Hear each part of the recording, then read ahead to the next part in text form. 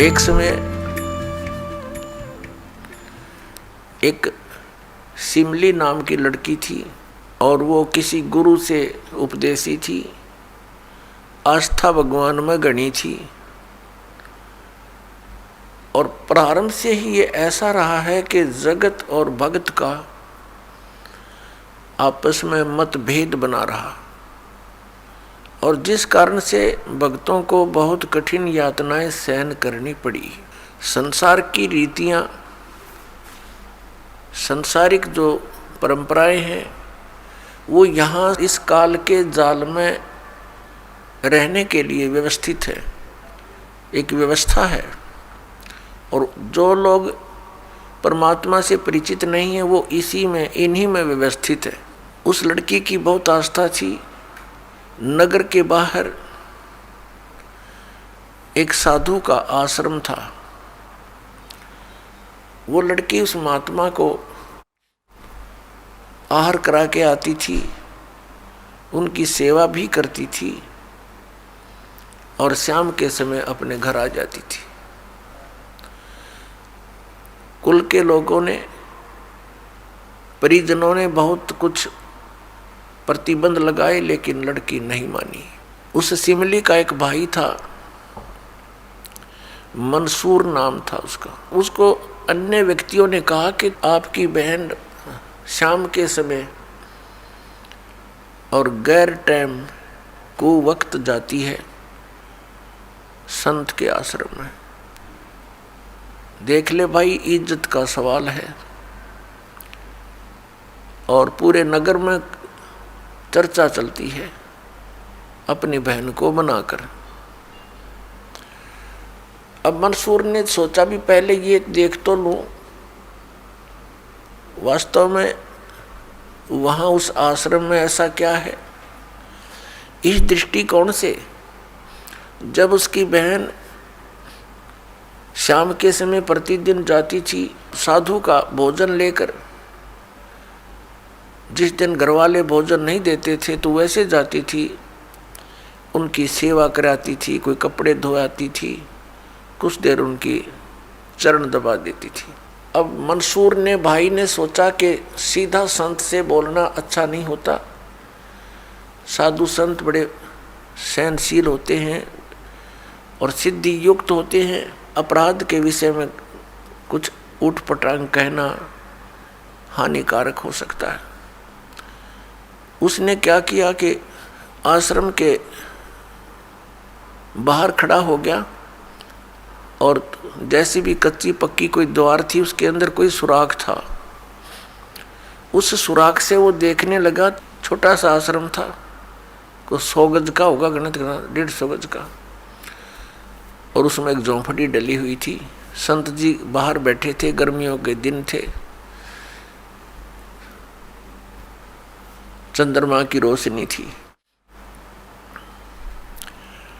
तो उसने देखा कि लड़की ने जाके भोजन कराया महात्मा को, फिर बर्तन साफ किए, 1-2 कपड़ा धोआ, फिर महाराज जी के चरणों को दबाने लगी, सेवा करने लगी। तो क्या हुआ कि ऐसे उस महात्मा ने हाथ किया, आकाश से एक अमृत का प्याला आया। संत ने पिया, आधा उस बेटी को दिया। संत ने कहा कि बेटी, इसमें से थोड़ा सा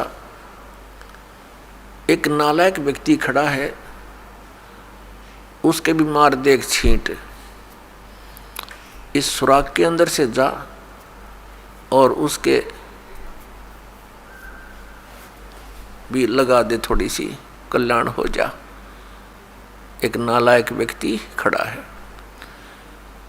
अब उसने जाकर के, लड़की ने आदेश पालन करना था, उस सुराख में से ऐसे कर दिया। उसने देखा कौन है, कैसे है,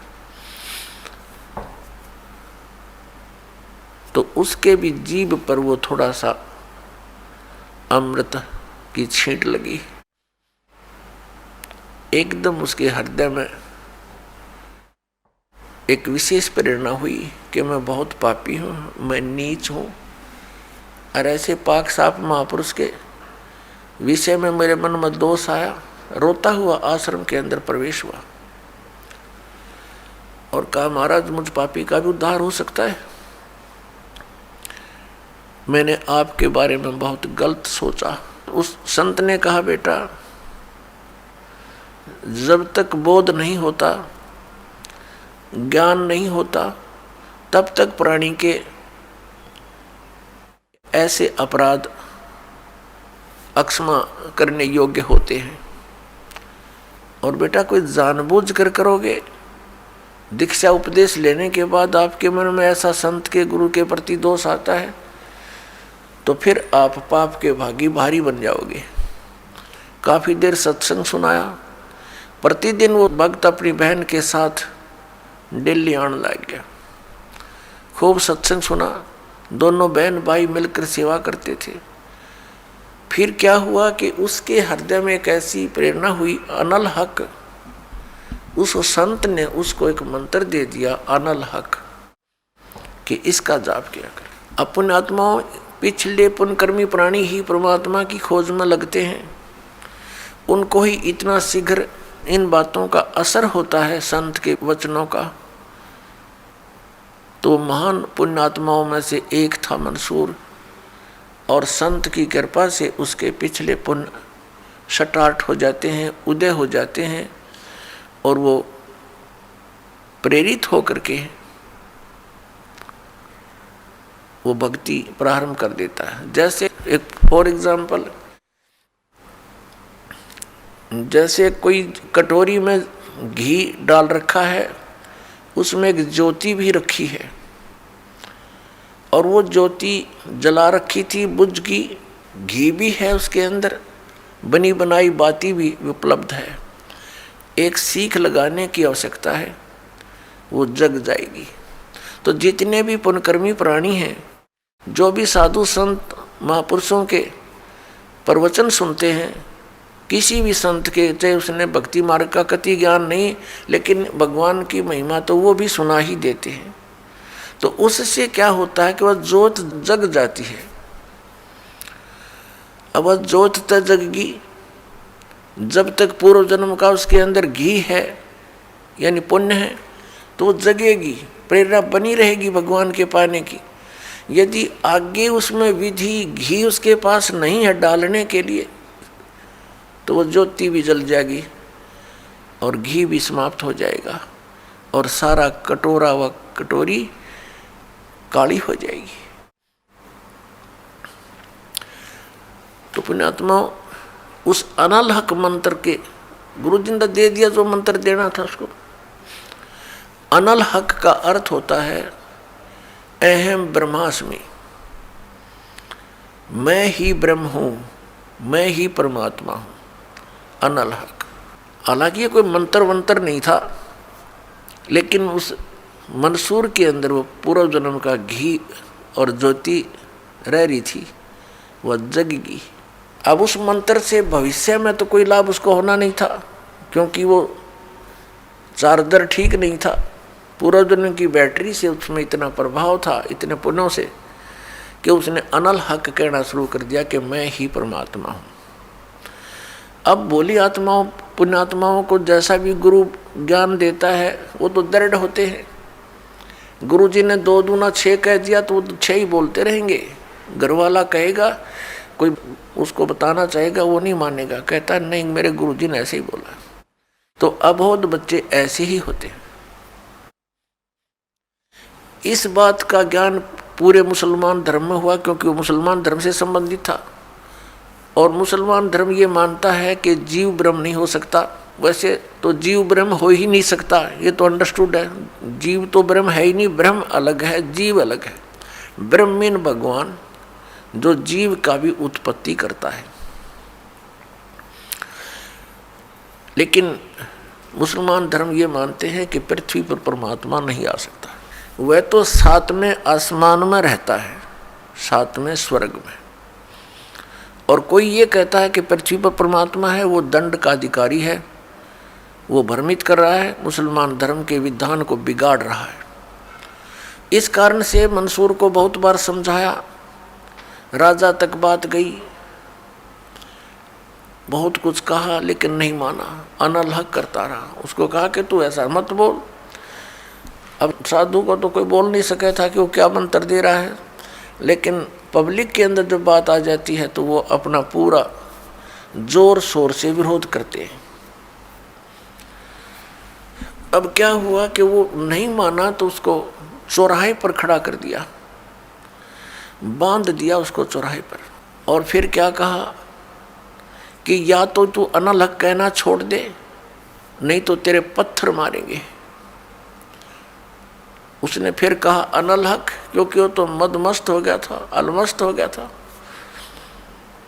ऐसी स्थिति पूर्वजनों के पुण्यों से होती है,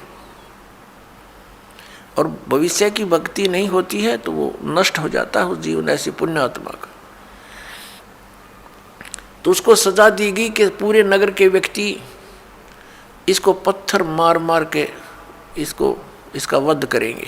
ऐसी सजा दें ताकि और भी कोई ऐसी हिम्मत ना करे। तो सभी लाइन में आ रहे थे और पत्थर मार रहे थे, तू पापी है, पत्थर मार रहे थे, निकल जाते थे। अब उसकी बहन सिमली का भी नंबर आ गया। जब और पत्थर लगा रहे थे वो हंस रहा था, अनलहक अनलहक हंस रहा था। और जब उसकी बहन सिमली का नंबर आया वो भी लाइन में खड़ी थी। तो बहन ने सोचा पत्थर तो मैं नहीं मारूंगी, लेकिन लोक लाज में आके उसने फूल उठा लिया कि मैं फूल मार आऊंगी उसके। यहाँ ये लोग भी ना मेरा विरोध करेंगे और भाई का चोट भी ना लगेगी।